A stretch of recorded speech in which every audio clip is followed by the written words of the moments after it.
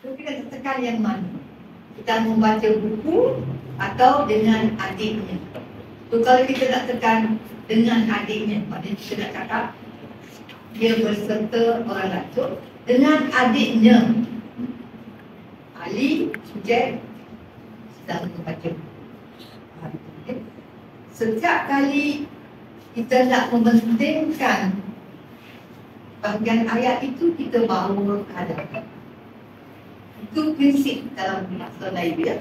Yang di hadapan lebih penting daripada yang di belakang. Sebab itu kalau ayat susunan biasa, subjek dulu, predikat kemudian. Ada bahasa Inggeris sama seperti bahasa Melayu ya. Subjek dulu, predikat. Kalau bahasa Arab, dia predikat dulu, baru subjek. Misalnya kalau bahasa Zahaba al-Rajulu ilal baiti. Zahaba itu telah pergi. Al-Rajulu telah pergi. Al-Baiti ke rumah. So kalau ayat dalam bahasa Arab dipanggil ayat verbal sentence. Ayat yang pertama kita tunjuk. Itu ayat popular polanya dalam bahasa Arab. So kalau kita dengar ayat, kita dengar dulu. Telah pergi orang itu ke rumah.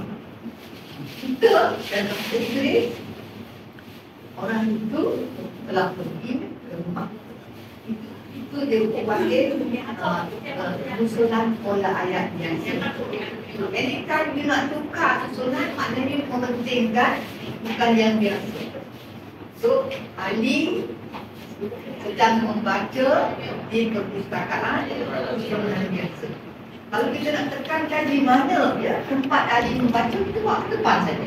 Itu prinsip dalam bahasa Melayu, yang dibawa ke hadapan itu dipentingkan daripada yang dulu ini.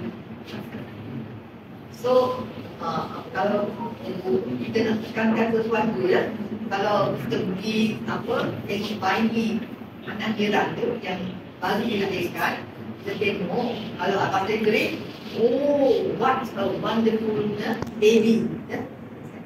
Dia orang Melayu kata, kita tak kata oh ya, apa sih, orang bayi yang cantik, itulah bukan pola ayat Melayu.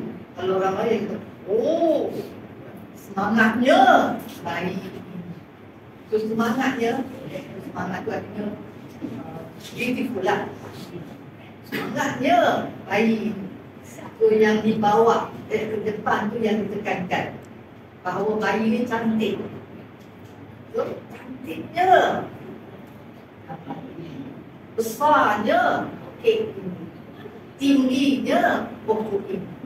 Pola biasa ialah pokok ini tinggi, itu pola biasa. Ini pola yang dikebalikan, disongsangkan.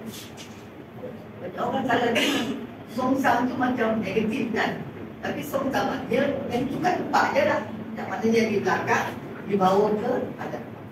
So dalam bahasa Melayu, dalam pertuturan terutamanya penyongsangan kerap berlaku.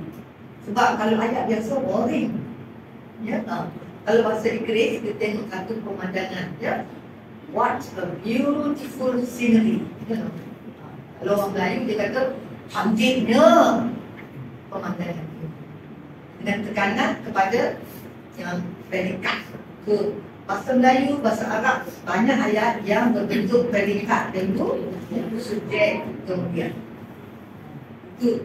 Tapi kalau bercakap bahasa Inggeris, selalunya dalam bahasa Inggeris yang popular adalah subjek diikuti oleh predikat. Sebab itu kalau orang Melayu moden menulis pada zaman ini amat boring, sebab dia dipengaruhi bahasa Inggeris.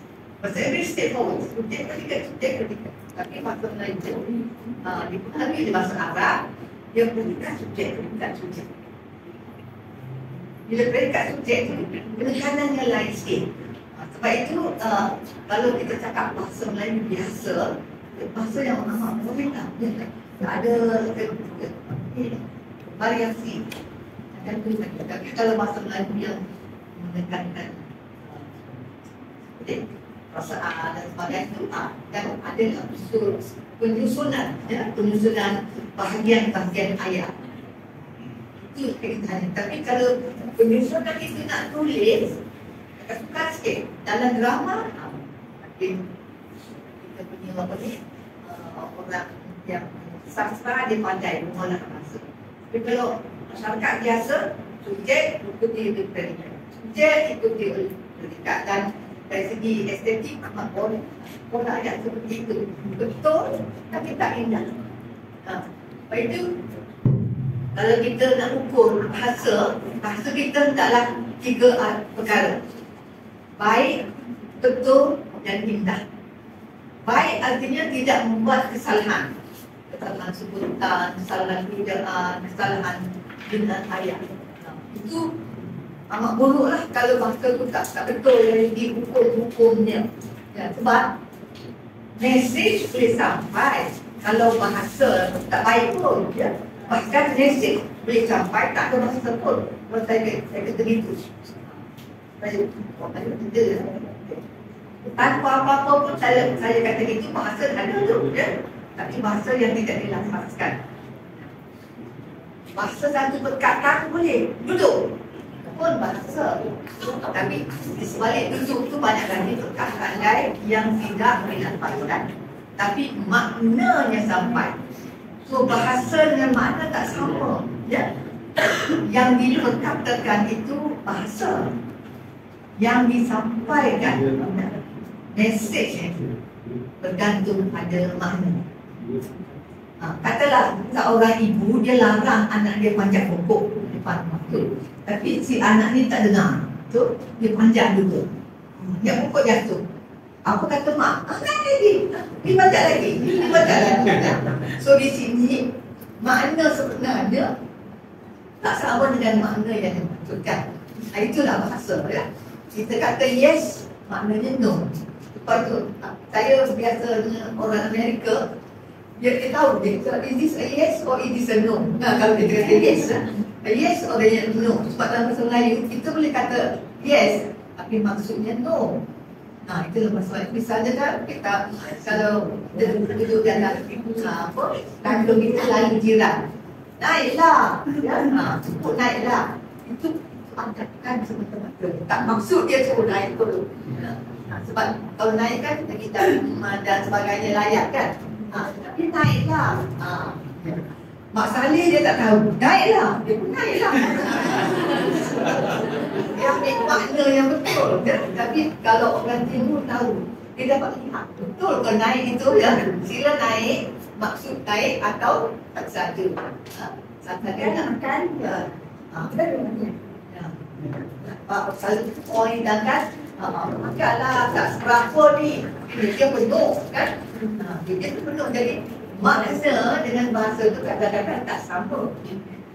Hanya kita yang pandai dalam bahasa itu akan dapat menentukan apa sebenarnya makna. Itu kita kena pandailah. Dan satu lagi yang paling amat sukar, terutama dalam bahasa Melayu, penggunaan kata ganti nama.